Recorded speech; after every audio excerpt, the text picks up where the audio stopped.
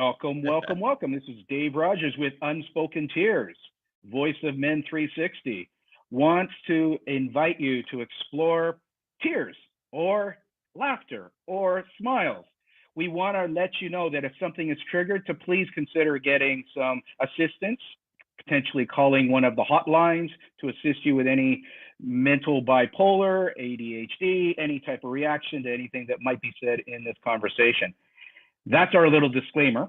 And my name is Dave Rogers, and I'm the host of Unspoken Tears. And it's a pleasure to have I'm going to call him a young man, because again, compared to my gray, I think he's quite a bit younger than I am, yet a wise man, because I just had an opportunity to meet Anto Chan last week at a poetry slam. That almost rhymes, doesn't it, Anto? Yeah.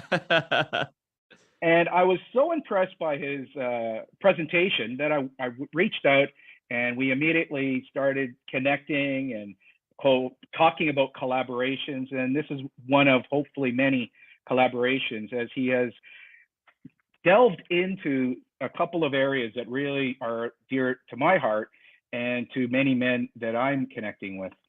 The first one we're going to start with is a little background. And so can you please share a little bit about yourself, where you're from, and what you're currently doing? Absolutely. So happy to be here, Dave. I actually really love the disclaimer. It's one of those things that sometimes it feels so difficult or far away, but just knowing that there are resources that can support us, especially as men, I think that that's such a really powerful way to start it. So thank you so much for doing that as well. I'll introduce myself. My name is Anto Chan. My family, actually, I grew up in Ottawa, about 4 hours away. And I actually grew up quite disconnected from my emotions. And so to be able to know that there's platforms like this to be able to share, to be able to open myself up, that's really valuable to me, because that, I do believe, is my life's work, is to be able to help people discover their intergenerational trauma, the challenges of masculinity, the pains of wanting to open up and not having people around or resources to connect to. That's really valuable to me. So that's why right now I'm actually in school for expressive art therapy. A lot of the other types of therapy, I felt as if, oh, this is very valuable, but I also didn't see it connecting to my artistic self. So the idea of being able to have the psychotherapy training that comes with expressive art therapy, but also the enjoyment and openness of what creativity brings, holding space brings, curiosity brings. Like, expressive art therapy has just shown me such a powerful way of approaching not only art, but also mental health, and being able to do it with fun, and being able to connect to our inner child, and then also see that that child has so many things that it hasn't been able to share. It's gone through so much. And for us to be able to nurture that part of ourselves reminds us that we still are those children. You know, we are putting on these masks, and we're really putting ourselves in a position where this is our job. So we have to put on a face. This is our partner or our loved ones. We have to put on a face as if we're something that maybe we're not, you know? So a lot of times when we nurture that inner child, slowly we're able to open up and start really sharing our true selves. And the idea of it being connected with tears, I honestly truly believe that very connected for myself. When I went to therapy was because I had so many tears. I just didn't know where to put all of the energy and all the pains that I was going through. I didn't have the resources in that time. So for me to be able to see what it is that is happening right now, there's a big wave of mental health caring and the opportunities to be able to grow and learn about ourselves. So yeah, that's a little bit about myself in terms of the mental health aspect. And then the artistic aspect, I've actually been a performance artist for 15 years. I started off as a stand-up comedian, and I still do stand-up comedy. I also then at one point, about 5 years into my career, I started doing slam poetry and poetry in general. And then I started storytelling. So for me, basically anything that I could talk shit, I'm all about it. I love emceeing. I love speaking in general. I love doing public speaking overall, helping other people open themselves up.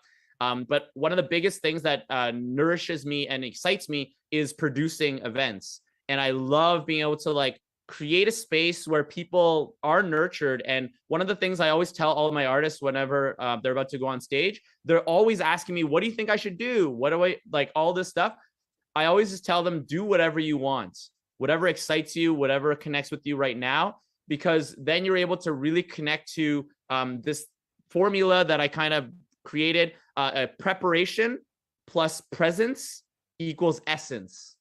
And not only for the stage, but even in life, if you prepare enough for yourself, just so you feel comfortable so that you could show up wholly as yourself, that's when you connect to your like most beautiful essence of yourself. So performance art has really brought that forward for me. So yeah, that's like a big summary of myself. That was awesome. Thank you. And so I really appreciate your energy and your enthusiasm and your ability to go deep into topics also, because you've really picked up this real key thing, is that when you speak from authenticity, you can go deep. Absolutely. And the more you dig and the more that you're willing to let go, and you're not fearful, you're willing to be vulnerable, it allows you to let go. Absolutely. And so beautiful, beautiful sharing. And again, I'm hoping our audience today, and again, if you're in our audience, if you like something and you got a comment, please add a question, because we're going to be doing a series of talks, I have a feeling, with Anto as we move forward. And even today, we want to talk about some topics that might be something that's in the shadow for some people. The first topic that you brought into your presentation in your poetry slam was Stop Asian Racism. So Anto, what does Stop Asian Racism mean to you? One of the biggest, so I hear this all the time, and I actually had a lot of people reach out to me when the movement was happening in the beginning. They're asking me all these questions, and that nuance of wanting to help other people and wanting to be a great resource for it, but also not even truly understanding it myself. Because, excuse me, for myself, I actually have not experienced physical violence because of being Asian. I personally have experienced a lot of micro and macro aggressions, a lot of like just expectations or jokes, but not physical violence in that way. So it really took me a while to try to process what is my role inside of this as a performer. How do I hold space for those people who have felt this type of pain and this type of violence, as well as those who have literally so disconnected from the possibility of that, how to be able to hold space and open up for all of that. And the way that I was able to do that was exactly what we were just talking about, coming from an authentic place. I find that whenever someone is preaching and they're talking about certain things and then they get called out, hey, you don't actually know anything about that, you've never experienced that, that actually pulls everything back and actually brings us back many, many years. Whereas right now, everybody's just presenting the pains and the challenges that they've experienced, and that's where they're at. So why not come forward authentically? So even in my poetry piece, one of the things that I mentioned was the concept of like, you know, hearing the Stop Asian Hate movement and like everybody's marching and stuff like that. And it's like, stop Asian hate. But then at the same time, right after, I'm still feeling like, but I can't even stop hating myself, you know? And that line really encapsulates what it is that I was trying to get through in that poem, was that I go through so many mental health issues. How could I even help all these other people when I can't even help myself in that way? So a huge part of what I started realizing was that I had to do a lot of self-work and understand where I'm at in my relationship with being Asian. What's my relationship with coming up as an Asian Canadian? The idea of I don't get to hide being Asian ever. I look like this. There's not assumptions, oh, he might be another race or this other race. It's always Asian, you know? And so for me, I've had to deal with this my whole life, but being able to figure out what is my relationship with that has helped me be able to have better dialogue. And one of the things that I found was that initially, everybody wanted to immediately make everything so serious about it, right? And I get it, violence, super intense, connected, right? But the most intimate and beautiful conversations I have are the ones where you can go from something really funny to something really serious and then back again within like 3 moments, right? And for me, that openness in my dialogue, that openness in my conversations, I think that that's part of what makes my connection with the Stop Asian Hate movement my own, right? So I'm very open to the conversations about the Stop Asian Hate movement. I definitely post things online as much as I could. Anytime that people have conversations with this about this, because I've done a good amount of like self-reflection, a lot of writing, this poem that I wrote, all of these things, I'm open to this conversation now. I personally don't believe that I am one of those people who are able to fully lead the Stop Asian Hate movement in that specific way. But I also believe that my show Intergenerational here, that was a huge important part of it, because I shared about my own personal nuances that I have, being like not feeling like I connected with being Canadian, especially with all the people that were surrounding me in Ottawa. A lot of white people, a lot of my family, both of them worked for the government. They're always constantly were trying to fit in more with the white community. So then also, whenever I actually lived in Asia for a year. When I lived there, I felt like I was just a foreigner. So I couldn't really find a place for myself in that way. And that specificity of my experience, when I shared that with my audiences, I had many people come up to me after the show being like, hey, I have something similar to that. And they would share a quick story or something intimate about their personal experiences that mirrored or was similar to mine. And for me, like, as a performance artist, I believe that that's a step forward. I'm not saying that I am on the front lines of the Stop Asian Hate movement in that way, but I'm exactly where I am. And that's all that I could ever do in terms of wanting to help with movements. And I'm always wanting to share stories of success in the Asian community, as well as people who might be suffering or going through a lot. So I think that that's the idea, is that I'm not, I might not be the one who at the root of everything is able to solve what is going on, but I hopefully can amplify not only my voice, but those people who might be experiencing something similar to me at this time. Well, I think you're doing a great job at it, because you're attempting to be some magical guru that's got the solution for everyone. You're an authentic guy who wants to share a story that might inspire others to share a story that maybe they've never shared. I've got a metaphor in the back. It's a bridge, the bridge from one coast to another coast. It's very much about that bridge from the inner person who hates themselves to actually getting to the other side where they can like themselves. And so that's a little bit about my personal journey, is that for the longest time, when I looked at the mirror, I used to hate myself, and I used to swear how much I hated being Asian, and calling myself the 5 letters word that starts with C, and just hating. And that was my inner dialogue.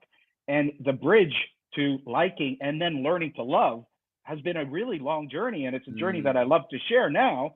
And the tears will still flow, yet the tears again are raindrops into the oceans of healing, which again, men can really benefit from knowing how valuable tears are as a cleansing of the soul.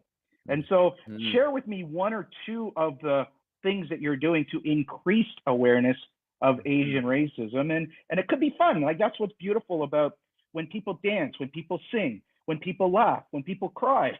Those are energy and emotions being released. And I have a feeling, because I've watched you, I saw you up there. I was attracted to wanting to talk to you, because it came across as not only a couple of good, thoughtful jokes in there, yet there was also a deep topic, yet there was also an engaging spirit that wants to do more. I think that last part, the engaging spirit that wants to do more, really resonates with me, because a big part of that is I couldn't do more until I was able to really understand and connect to myself. So I think that whole idea of being able to let go of some of these emotions as I was feeling them, that's a really big part of it as well too. And just being able to really be in touch with my emotions, I think has been a big part of modeling what it is that I would hope for men, especially, to be able to be a good role model in terms of the next generation, as well as also multiple times I've had the women around me being like, hey, I've never felt a male presence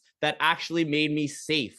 And I've had that multiple times, especially people who are survivors have shared that with me. And for me to be able to actually be that person, and to also come from it, from the experiences that I've had being an Asian man, like, a lot of times I think that there's so many layers to our existence in that way. And so one of the things that actually really stood out to me too with your question was about the bridge that you were also speaking on. When you spoke about the bridge, one of the things that I actually, this is something that's a little bit strange, and I'm just going to put that forward. But the idea is that I put the idea that I'm not the bridge anymore. At one point, I used to think that I needed to be the bridge, but then I would lay down and then everybody would walk all over me, and that I was this bridge. I actually realized that I am the troll that is beside the bridge. I'm the one maintaining the bridge. I'm the one who's challenging people with these queries, being like, hey, what is your experience? Like challenging them, making sure that they're ready for what's on the other side of this bridge, but also being there if they go on their adventure and they're like, wow, I need to return where I am. I'm not there to shame them. You never hear about the troll shaming people for returning where they came from. He is just there connecting with that bridge. And even when the people would come back and want to go back to where they were, I believe that the troll will still ask those questions and being like, is that where you truly want to go? Or do you want to be able to just take some time before you return where you were? So the metaphor of that, I think, is a good, that's the first thing that I believe that I'm doing to really connect and help people in terms of connecting to their Asianness, right? Like being Asian in itself, there's so many layers to it. There's so many jokes about us. There's so many things where we have been put into a position of being very, what people would call beta, right? Nobody's stepping forward and taking charge in that way because we're so good at complacency, people pleasing, all of these things that I believe are not helping us take charge of our own lives. It's not helping us really find our authenticity. So for me, a big part of that is modeling that, but also being able to have these challenging conversations. They're uncomfortable conversations, metaphors that might be strange, like my troll thing. Like these are all things, whatever comes to your mind, be true to yourself in that way and be able to actually share that part of yourselves, right? And obviously it's not always like this. Sometimes I have to tell my friends, hey, I'm not ready to have that conversation right now. Maybe we'll have later. Like the idea of setting boundaries has been a huge part of my learning and connection to myself in that way as well too. And then I would say the second thing about the Stop Asian Hate movement that I believe that I'm contributing is definitely creating stages and helping people share their stories. So as a producer, I'm choosing people who are willing to go deeper than what is being surface level openness, right? A lot of times when people are asked to perform, they're actually asking people to perform, put on a show for us, right? Whereas the intergenerational project that I have, the two other artists as well as myself, a big challenge that I put forward to them was, yes, have all these pieces that you have. They always call poetry, they call them pieces. And then in stand-up comedy, they actually call them bits. So all these performances, everybody's bringing their bits and pieces, but what about the whole self? How do we set up a stage where people can bring those in between, the stuff that's not presented as if, wow, that's so amazing, that person could sing so well, that's such a funny joke, he made me laugh so hard, wow, that poetry piece is so deep and meaningful. Yeah, all of that stuff is great, but at the same time, storytelling is what really brings all of those nuances together. And that what I think I'm contributing to this as well, is I'm urging those artists and the people around me to not just step forward with what they're doing to people please and make an audience like them. You need to figure out how we could actually have the stage where we can love ourselves and share our Asian stories so that everybody in the audience who also might relate to this, they can also be, like you were saying before, share their Asian stories too. Make it so that we don't lose our ancestral stories. And that's a huge part of like self-acceptance, authenticity, connection to self, loving our families more. Since I started putting my show on, I realized I love my family way more than I was giving credit for. I was disconnecting from them because I actually had, I think, a certain level of hatred for being Asian and what I thought was a really bad hand that I was dealt. But in reality, it was the layers of myself were able to be revealed and to be put forward in that way. Projection. And you're absolutely right that so many people, their personal trauma is their relationship with themselves, and then perhaps an anger towards a mother or a father or a grandparent. And if they keep it, then they're just going to be battling themselves. When they can get to a level where they can be grateful and loving and caring, even if it was tragic, even if it led to trauma, and they've got to watch the drama that they've created, the narrative they created. I want to move to topic 2, and that's your poetry, because Voice of Men assists men and boys to change their narrative. And that's what one of the things when we spoke, you being a writer, you being a poet, you being a comic, you've been cerebral in your dialogue with yourself and with others. And so we met at a poetry slam, and there's this element that poetry as a healing modality, poetry as a form of expression. Which is it? Or is it both for you?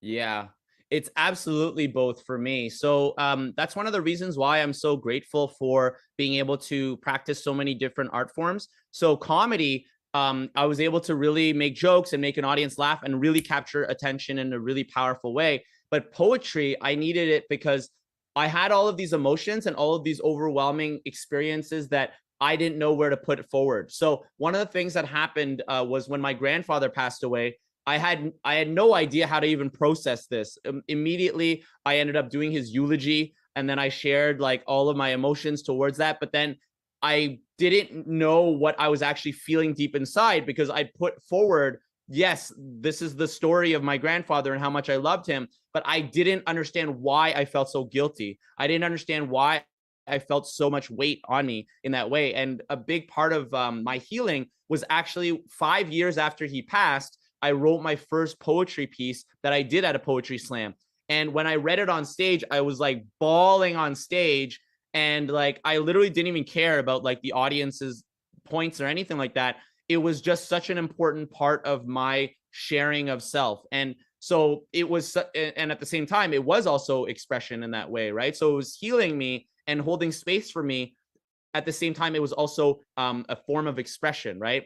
One of the dangers I would say of sharing something so intimate is doing it in a way where we're so overly conscious about how an audience is going to reflect on it that we change things just to make them like it, and losing that sense of like where the essence of it came from. So I always check in with the like where it all came from.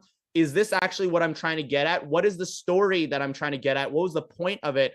And ensuring that anything I'm adding into it that might please an audience is not taking away from that root experience or reasoning why I brought that forward. So poetry is a really powerful one for that, because they have slam poetry sessions, but also at the same time, I share a lot of poetry on my other shows as well too. So it's about finding the right places and what it is that you're doing with the pieces as well. So especially when it came to speaking about my family and things, there's certain things that are very seen as not okay by certain audiences, and other things that are needed to be said. So I actually, when I was younger, I actually was hit as a kid, because it was very common then. It was discipline, as they called it, right? And many years, I didn't understand why I was so soft that I couldn't handle that. When I was a kid, I got hit. Everybody else did, and nobody's complaining about it. Just me. I'm the only one who's complaining. What a softie! What a weakling in my mind, right? But then when I started spending time speaking with my therapist, connecting to her, she helped me adjust my dialogue inside of it, and she said that I actually experienced child abuse.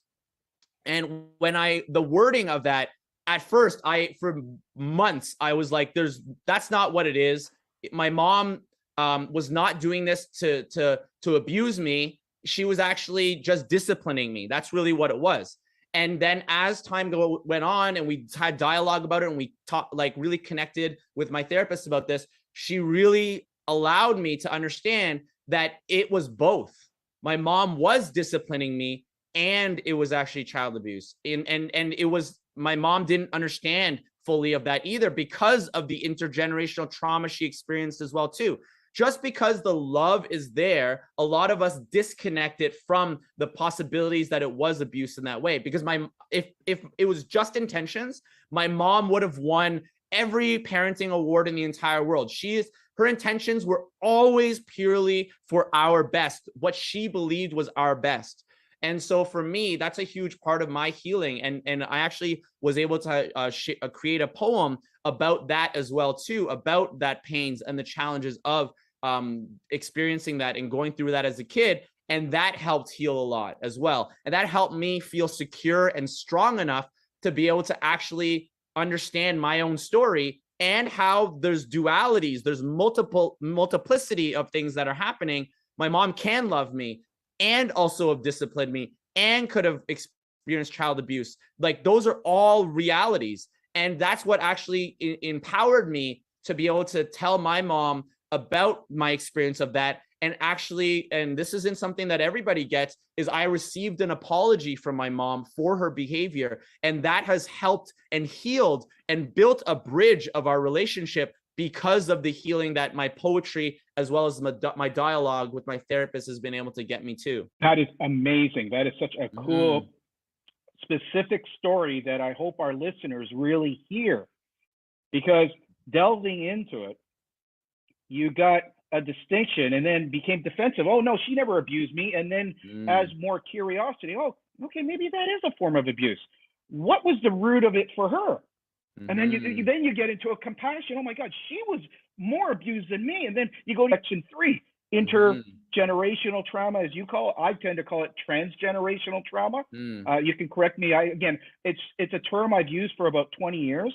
You've just shared a great story, how it entered into your life. I love the idea that you're doing therapy. I encourage more people, go get some therapy. It's beautiful when you can express yourself without that fear of being shut down, attacked, for feelings that can be so cathartic and letting go. So do you have a favorite healing or trauma releasing process?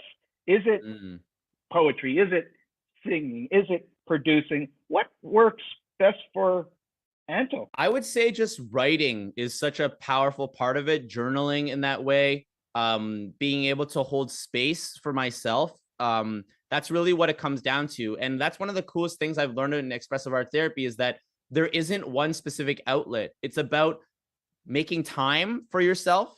And what does that look like? You know, when people say, oh, I like to take myself on dates and I go out and I just go to a place by myself.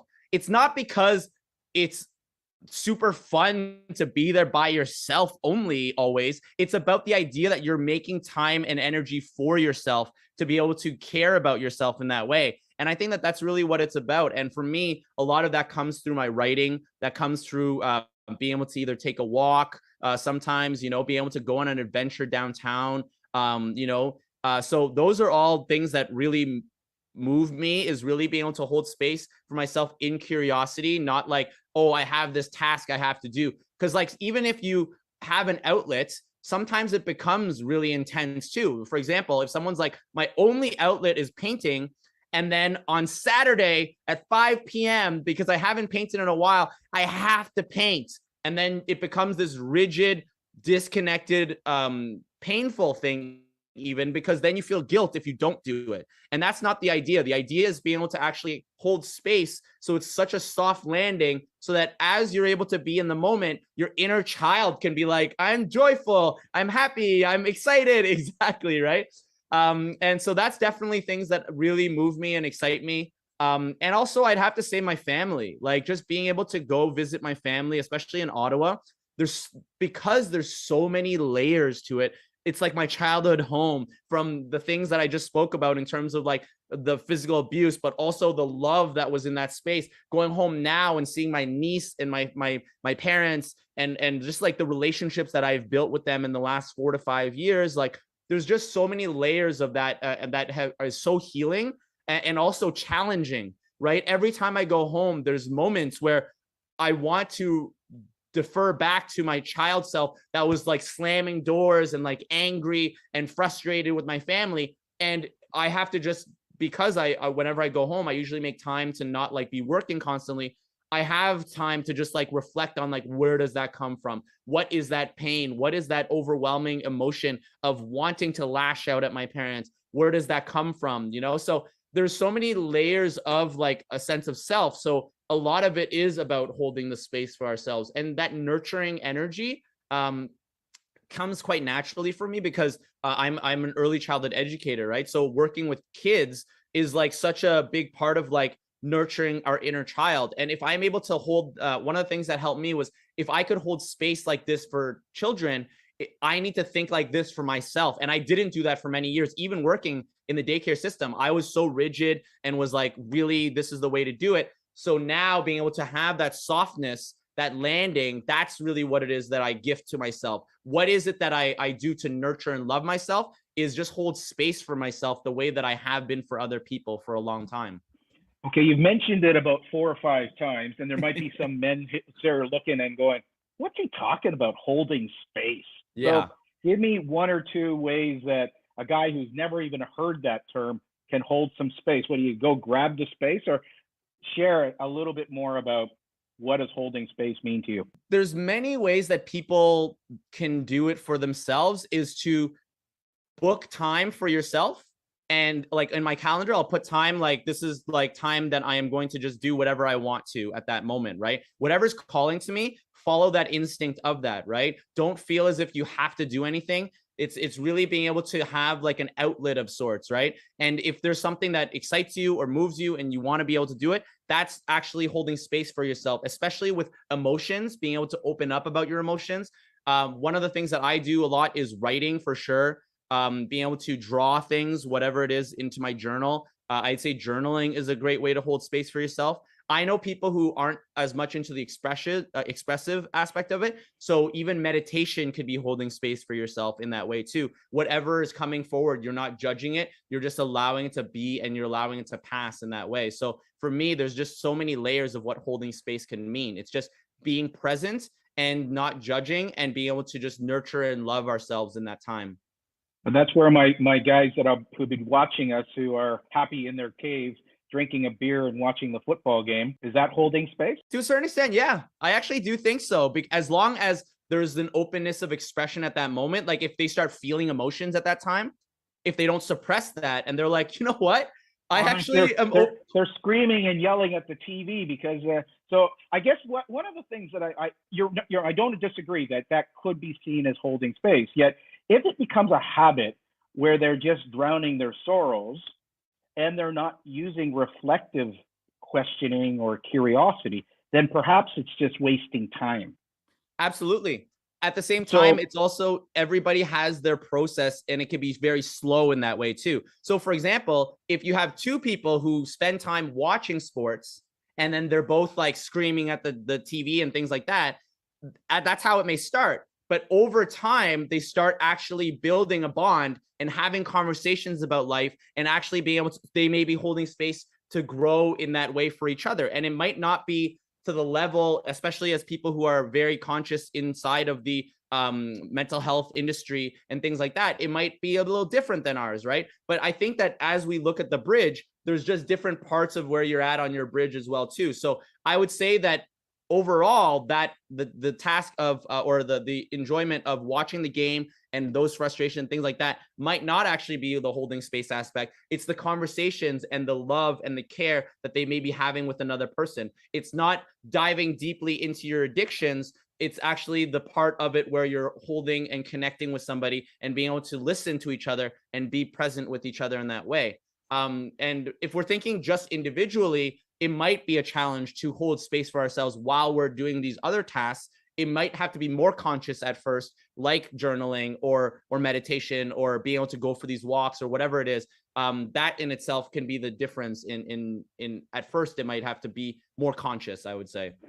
So I like this because I wanted to challenge you a little bit with it, because I can see some of my buddies who are just drinking and just yelling, and they're saying, "See, this is my time."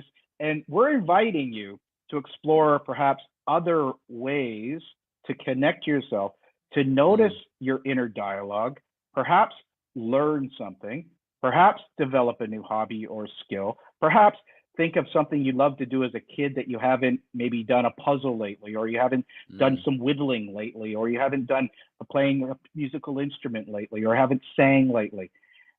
So there's an element of growing, that you're learning, that you're exploring. Poetry is another great example. Photography could be another great example, where is you can almost connect to your heart that it's fun, and it is time where it might be still and silent, or when you're in nature, it might be noisy as all heck. Because the funny thing about nature, right, is you go to nature sometimes and you think nature's quiet, but then all the birds and all the animals, it's like, wow, it's a racket out here. So these are invitations, because that healing sound of nature too. I think it's either an F sharp or a G minor. It's Mother Earth stillness sound, which is a resonance that allows your meridians and your chakras to create a resonance to be in balance. And so these are fun ways to explore, and I guess that's the component that I'm inviting some of our listeners today is go and do something a little different that when you first start doing it, it might feel a little bit uncomfortable. Yet when you really appreciate it and you start to notice your voice and you start speaking nicer to yourself, and then you maybe write down your poem that you might be angry at yourself or you might be kind to yourself, and you allow it to be an expression instead of a suppression or a distraction. Yes, I really love the concept of that too, because it's the idea of that happens to me sometimes too, where I have to think about, is this something that I'm actually participating in, or am I just a viewer in it? And if I am just a voyeur and I'm not actually actively participating, it's not connecting to those parts of myself that I would consider as the idea of holding space in that way. So it really is valuable what you're sharing in terms of that. But I also say, I would say that not everybody can actively be holding space for themselves all the time in that way. Sometimes there is the need for us to just be in something and not be actively participating because it takes so much energy and things. Allow time for whatever does actually work for you, but make sure that you're checking in with yourself and being like, is this actually working for myself? Or am I making excuses because I am fearful of that? And fear in itself isn't something that we need to disconnect and not talk about. Like, I remember I asked someone, I was like, hey, like, you seem like you're going through something. Why do you seem like so scared? And then they're like, oh, like, I don't know. And I was like, well, maybe let's go find out what it is. And they were like, no. And then I was like, but that means you're just going to keep being scared. And they're like, but I'm scared to go and find out what it is more.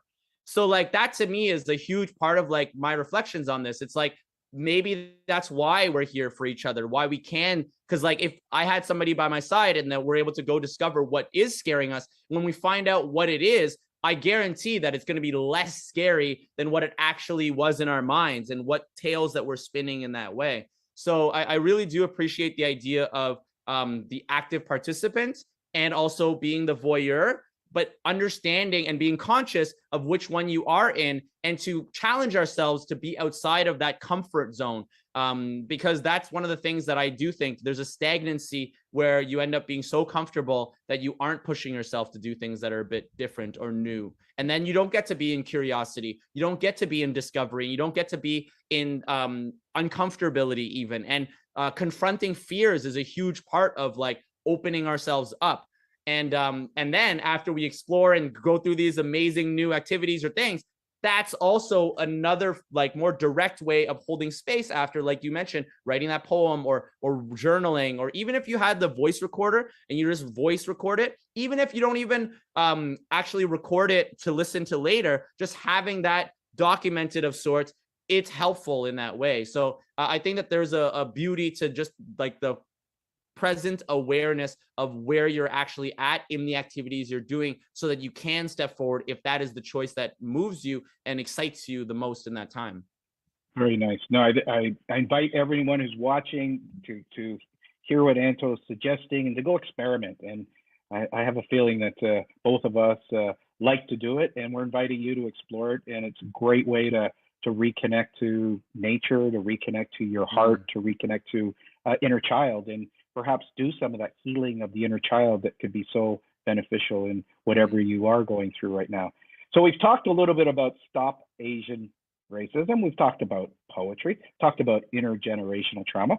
Would you like to share a part of a poem or a poem that you've written, or something you've performed? And I'm inviting Antoine to do this, and inviting men who are watching this to maybe write down a note, to maybe type in a comment or engage with us also, because this is an opportunity. What Voice of Men 360 is about, serving men and boys, and it's not to the exclusion of women. In fact, we've got women who are often speakers, who are often interviewed here, because this is about serving humanity.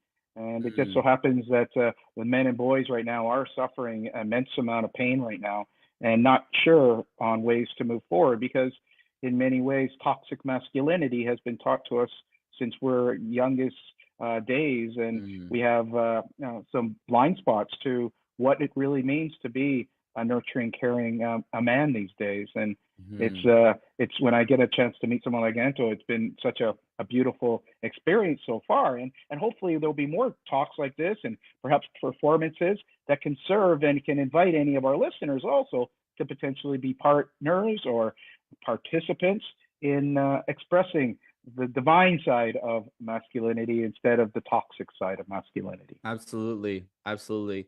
And that's really powerful to like think about the toxicity as being such a big part of us no matter what, because we were brought up with that. And an idea of like what it is that we're wanting to pass on to the next generation is actually taking a lot of this toxicity and being able to acknowledge what has happened so that we don't pass that down to the next generation. And that's our intergenerational gift to the next generation, right? Being very aware of that. Because a lot of times I know people who have spent a lot of time healing themselves, being like I'm not, there's no toxic masculinity inside of me at all anymore. And it's like, but we were brought up with that. We have these instinctual things that happen. And I think that us denying that fact is actually hindering us from actually stepping forward into that divinity that you're speaking on, because the denial of our past is always going to be more painful than actually confronting it and accepting that it has been a part of ourselves, and our story will always remain with us in that way.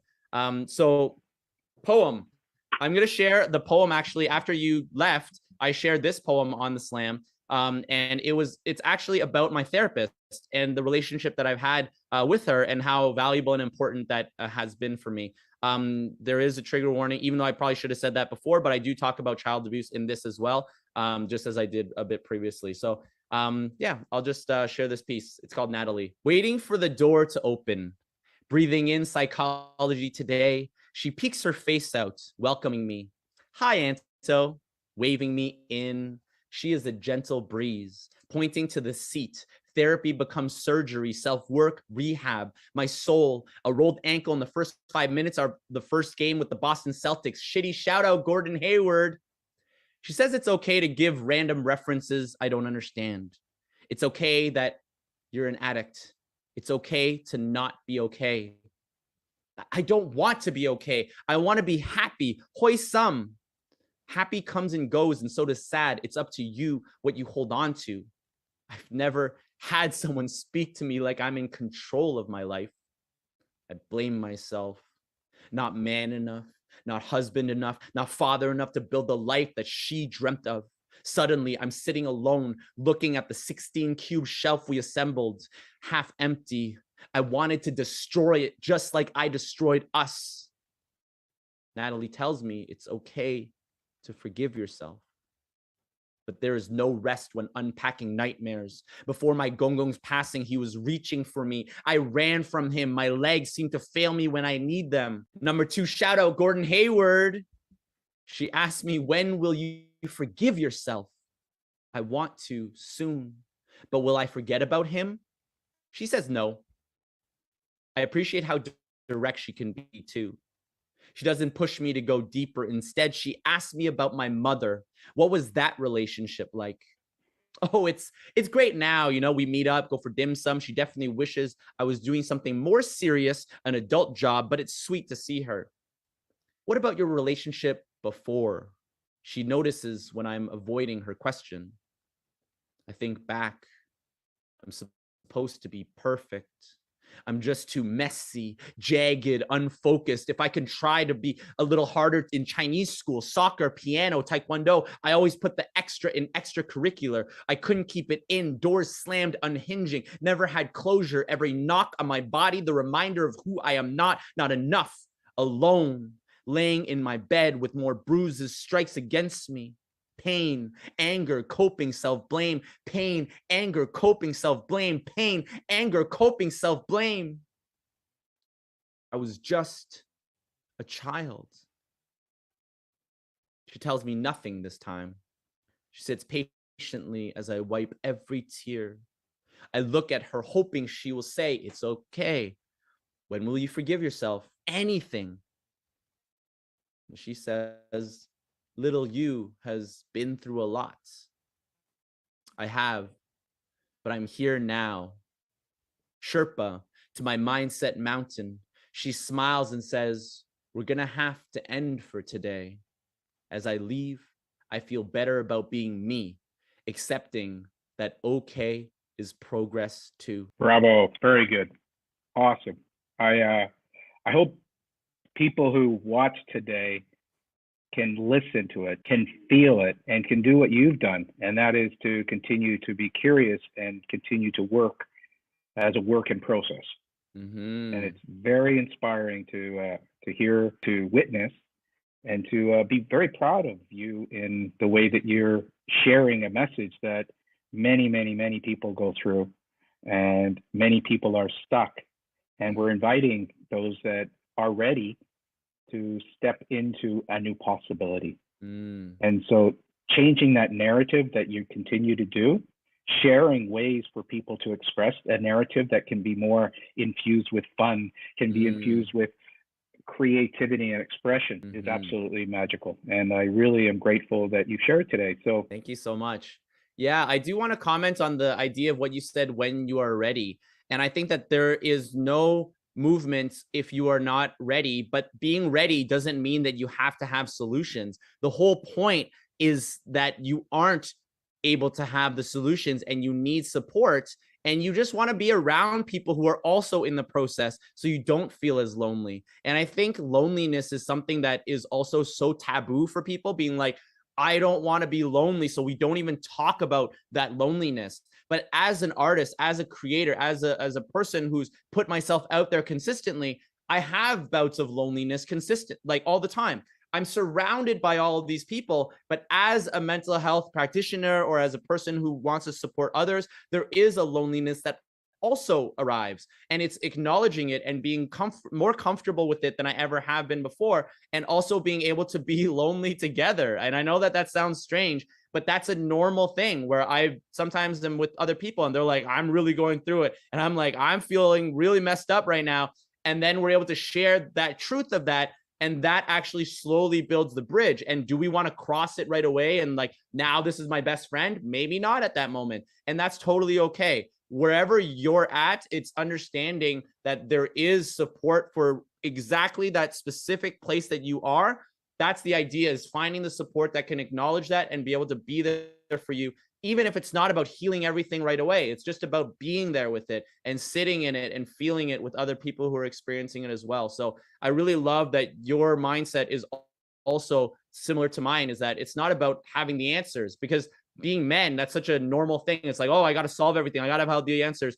You can't have all the answers before even taking those steps to learn about it, right? We go to school like all these years, and like, but we don't take those time to like learn about ourselves. Like there needs to be like a self-reflection school, you know, like time that we give to ourselves to learn about ourselves. That would be super helpful, where it's like all about getting to know ourselves more, and every class is about ourselves and getting to know ourselves in that way. Because as of right now, so many of us don't even really know who we actually are. We know what we put out to other people, and then we have that loneliness alone because we're not getting that external validation. So now reflecting on whenever somebody is ready, it's just arriving, showing up. That's a huge part of that, you know? So this anecdote that I actually saw that really moved me was somebody wanted to get used to working out more, and he was doing a 90-day workout thing.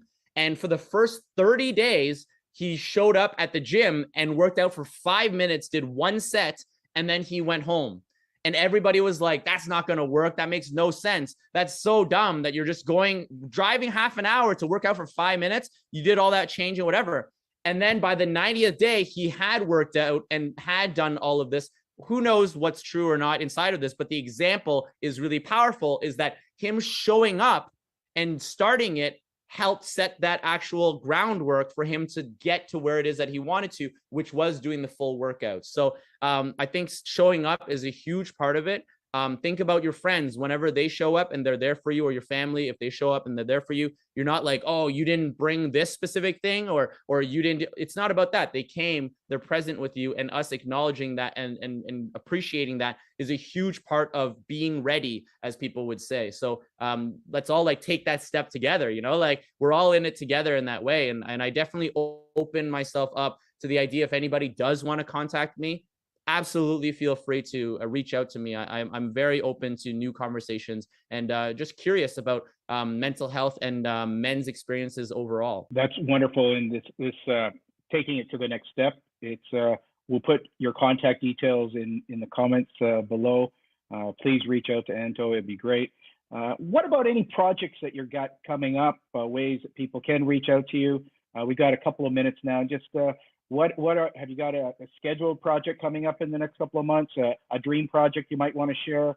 And let's create a little magic, right, as we co-create and invite the universe to also, and anyone who's listening today, to possibly be part of something that will be phenomenal. In the spirit of, I'll take your show up as the next step in the social entrepreneur movement I've loved to be part of is to show up. It's to do what you do. It's step up, and then it's to give back. Show up, step up, give back. That, my dear friend, can be something that can be transformational because you're willing to step into the unknown with the heart like you have of giving back. Absolutely. So I do have some projects that are coming up on November 13th. I'm going to be doing my intergenerational show that I have here. We're doing an encore. And one of the most powerful things was the venue, the person who actually owns the venue, after watching our show, he said, "This show is so amazing. I want to bring you back because I want my kids to see the show." And because we address intergenerational trauma, we do talk about like the challenges of like being Asian and whatnot. Like it's such a powerful space to be able to like present it, but also hoping that we are going to be opening up and creating a community in that way. So the show is going to be November 13th at a place called Dawn on Danforth. So definitely, if you can make it out to that, that'd be amazing. Also, in the new year, starting in January or February in the new year, we actually did an expressive art therapy group called The Art of Masculine. And we were running that last year. And so myself, as well as my wonderful friend Jasper, for any male identifying people, so this welcomes trans people as well, anybody who identifies as male, you are welcome to come to the expressive art therapy group. It is a therapy group, so it is welcoming people to come and express fully. We do activities as well, and we're able to really get to know each other really well, as well as it is a resource of sorts. Of course, we do urge people to have multiple other resources as well, but it is a really great gathering space that is actually part of therapy fully. So yeah, those are the two main things that I would put forward that really align with everything that you're doing. And I think that that's like a really great space to be able to leave it. You know, I want people to know that I'm not only just speaking these things, I'm also hoping to be able to, like we keep talking about, holding space for the future as well too. So I really look forward to learning more about this community, the people who are involved with it, and how it is that I'm able to contribute in whatever capacity that I could. Well, Anto, thank you very much. This is Unspoken Tears, Voice of Men 360. We have a big event on November 19th, International Men's Day. I'll be contacting you to find a way that you might be able to have some part of the stage for that event also. It's been very uplifting and inspiring chatting with you, and I wish you all the best in your future adventures.